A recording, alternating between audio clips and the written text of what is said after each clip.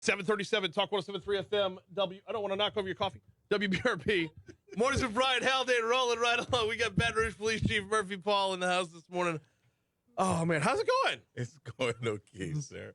Swinging that mic arm around right there. It's at just the right height to like take out cups and glasses all over the place. That would not have ended well. No, It would not. We've got a lot of ground to cover this morning. Yes. First of all, thank you for being back in studio this morning. Yes, I appreciate it. I want to start with the Nathan Millard case, right? Okay. This started off looking like it looked like it was going to be a very bad Baton Rouge story, and then it turned into a very bad Nathan Millard story.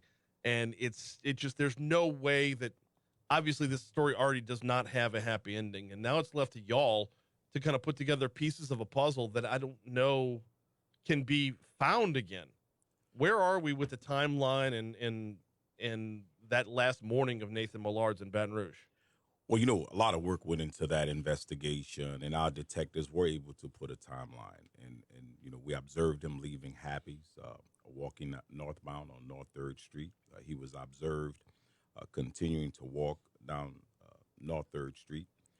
He was observed in the area near the Courtyard Marriott, loitering for a minute, a few seconds. We observed him walking eastbound on Florida Street. We observed him walking eastbound on Florida Street near the federal courthouse. We observed him underneath the interstate. We observed him walking eastbound on Florida Boulevard on the other side of the interstate. We observed him at the Greyhound bus station. He was observed at the Greyhound bus station. He was observed leaving the Greyhound bus station. And sometime later, I'm not going to give the specifics on that time period, but it was that walk from Happy's to Greyhound was probably about a 0.8 mile walk that he took, and he was observed sometime later at a business about probably 2.5 miles away from the Greyhound station, observed with some individuals. That was the last time he was observed alive. When you say at a business, I assume a store. So a store that closed. I mean, it's the middle of the night, or no? Okay. Tracking down people that have recollections of him as well, because you can observe a lot on camera, and this is a testament to the Real-Time Crime Center and the need for the cameras throughout. Well, look, it's a testament to how safe downtown is, and how there's so many cameras downtown. Yeah. And look, we have to give credit to the business community downtown for helping invest in making sure that our downtown community had this type of technology that help us put this timeline together. Mm-hmm. Downtown is a safe place. It's unfortunate that this even happened, but it was the downtown cameras that allowed us to look at that timeline that I just talked about, piece by piece. This was when the first reporting first came out. This was not being investigated as a homicide. I assume we're still in that space. Well, we, the Baton Rouge Police Department, do not make a ruling on cause of death. That's the coroner's job. Right. The coroner makes a determination. As you well know, a preliminary report was given that said there was no trauma. Right. Pending the toxicology report. Once that final report comes out from the coroner's office, obviously we will continue looking at all the investigative steps that need to take place. I can tell you that as of last night, there was a lot of investigation going on related to this. I know when we did the press conference, there was some confusion specifically as it relates to the no foul play. I think what the captain was speaking of, there was no foul play observed on the cameras because he was given a timeline. Okay. But we were clear that this was still an active investigation that has never stopped. Well, when you find a body that's wrapped up in plastic or carpets or however it was wrapped up, the term no foul play is really different. Should have been some clarification after he said that. Yeah. No foul play, death versus the moving of the body is going to be foul play within itself. What about the toxicology report? When Do we know when that comes back? Don't know when the Okay.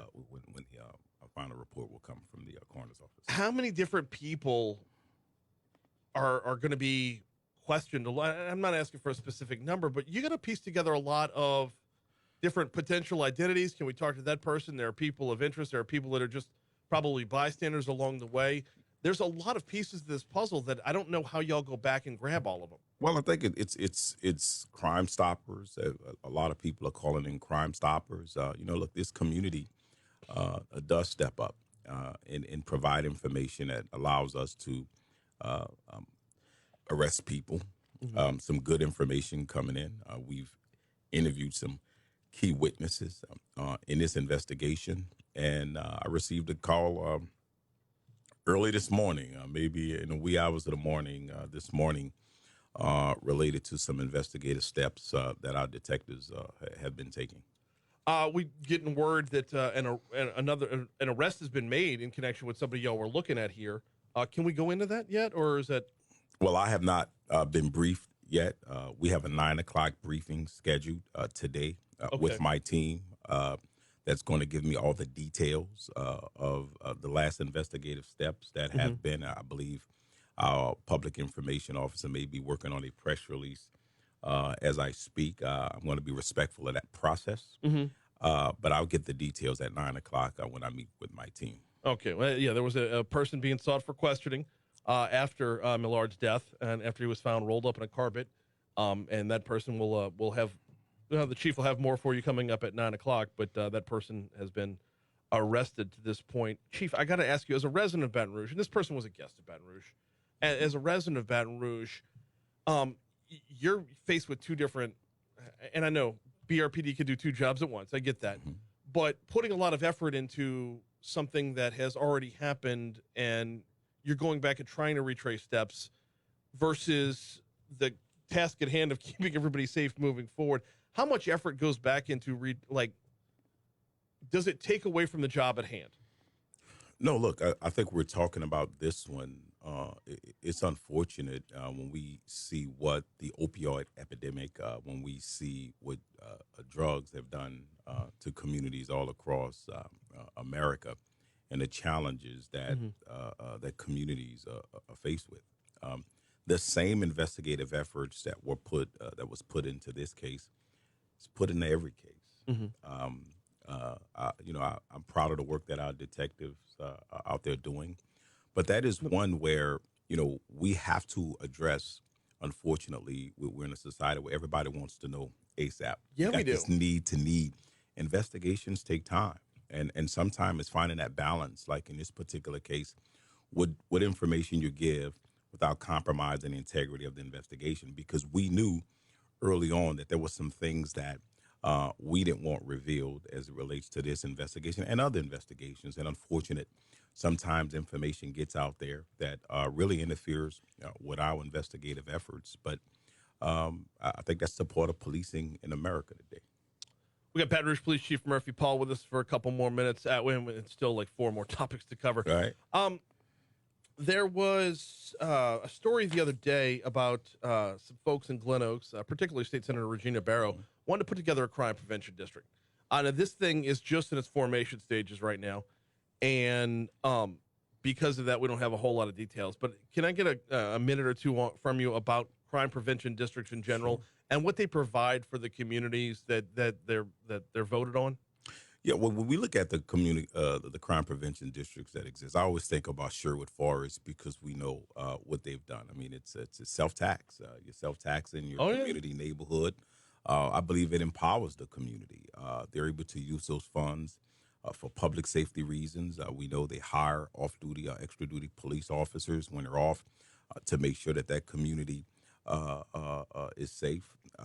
The crime cameras and automatic license plate readers, which have been very successful in helping us. Crime cameras are becoming our new witnesses with a lot of these investigations. So I think it empowers the community.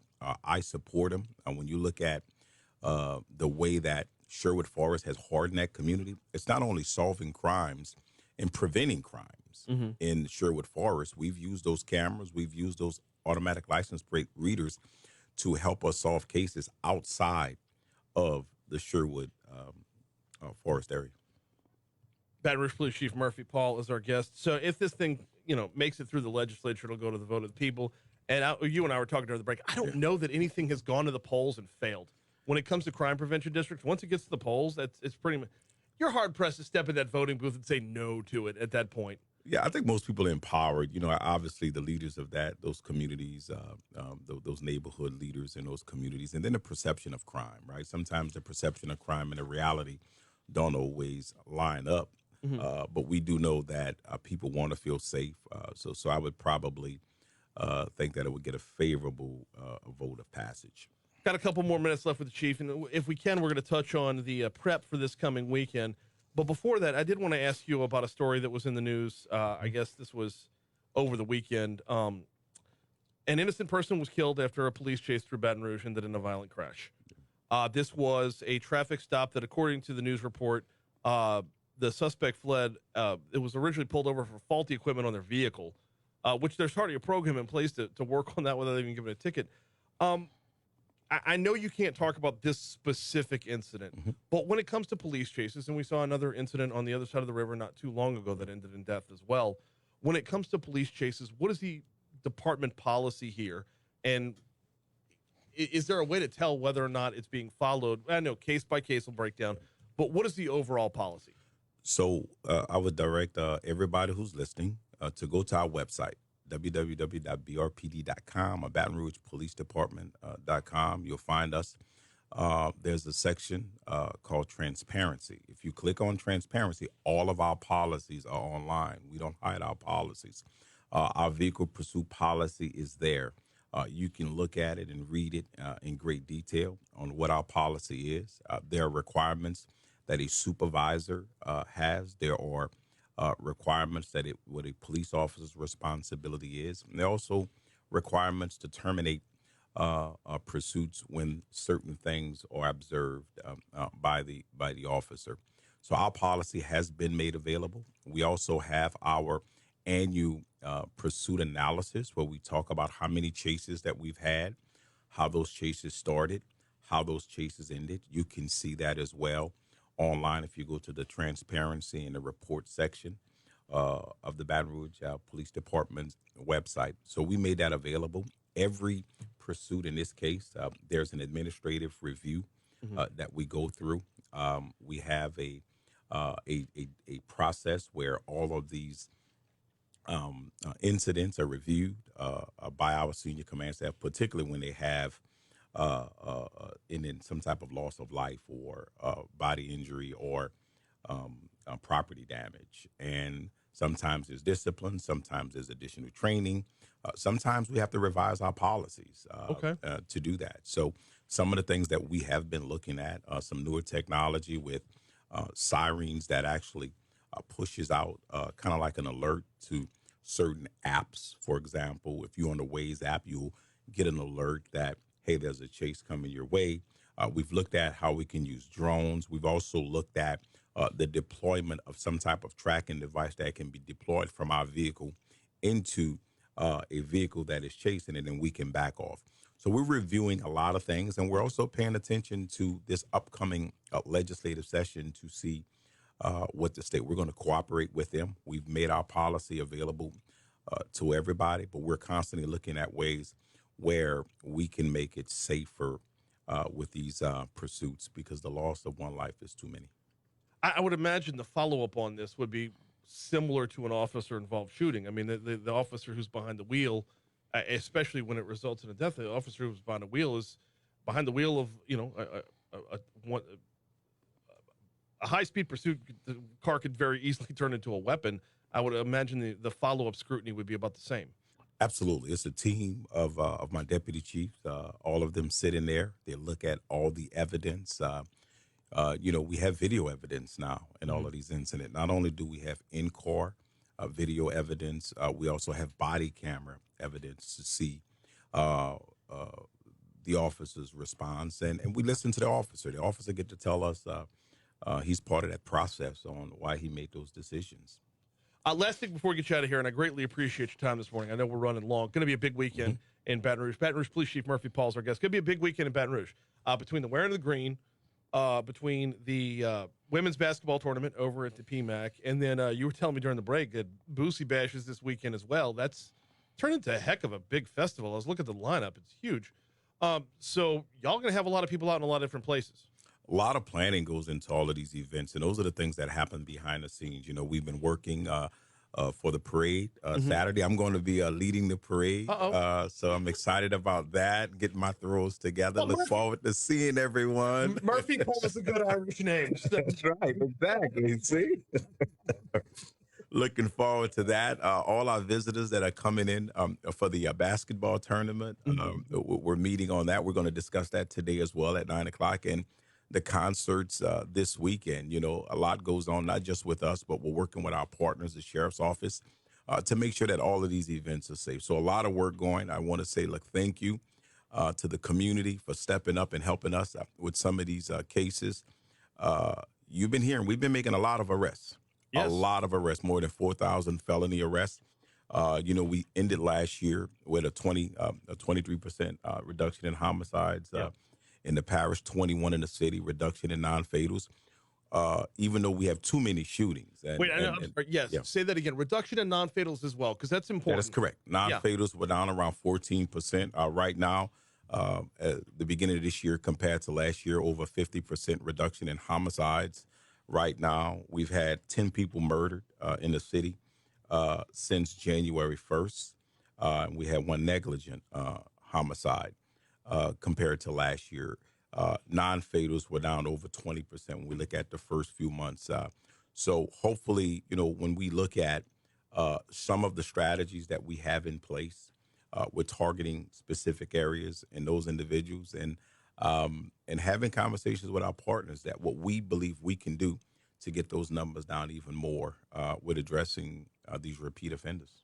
He is Baton Rouge Police Chief Murphy Paul. As he said, more on the arrest of Derek Perkins can be coming up at 9 once he gets a full briefing and all the information can get out there. In the meanwhile, we always appreciate your time, sir. Thank you for a couple minutes this morning. Thank you for having me. Absolutely. Quick break, coming back.